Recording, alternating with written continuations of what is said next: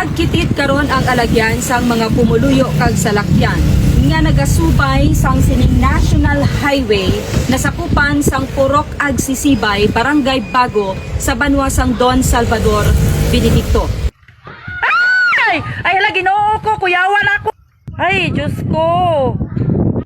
Ay, kuyawa. Nadugangan pa jud kahugno og kahunlak nga wa nang tay-ulan. Nagadalyat ang atay sang mga nagalabay nga tawo kag salakyan bagod makit-an ang pagkatipag sang porsyon sang sementado nga dalan upod sa pika-pika nga kuntani magasuporta sa amo nga karsada. Ang dalan amo ini ang alagyan padulong sa banwa sang Calatrava, syudad sang Sagay kag may lusot man sa banwa sang Toboso.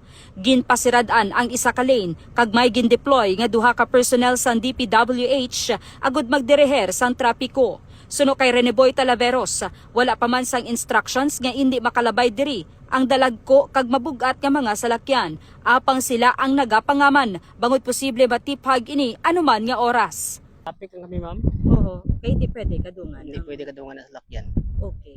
Mga dalagko, mga bugat nga salakyan pwede pa kalabay? Pwede pa kay wala man order sa opisina. Okay.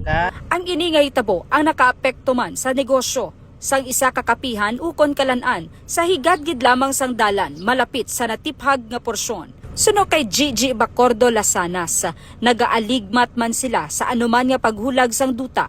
Apang nagalaom nga hindi na ini madugangan pa, agud hindi maapektuhan ang ila sini nga pala nga buhian. Kuya ako lang gito na mangkot kuya sa engineer nga si pabala kami.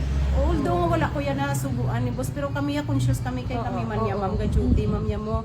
Kaya mo to ang bansa nga okay pa man pero nang bibigilant lang sa palibot kay basi bala ni takabalo kay way man sang na ano nga matabo na ya ma'am mo. Muto nga laban lang kami ya diri lang kami ya kay katuma lagi kami ya ma'am ya. Kinatun-an na sang lokal nga gobyerno sang Don Salvador Benedicto ang pagpatuman sang alternative route agud malikawan nga magsinugat anay kag magdungan sa paglabay sa sini nga dalan ang mga salakyan padulong kag gikan sa Don Salvador Benedicto kag banwa sang Calatrava diri sa Negros Occidental.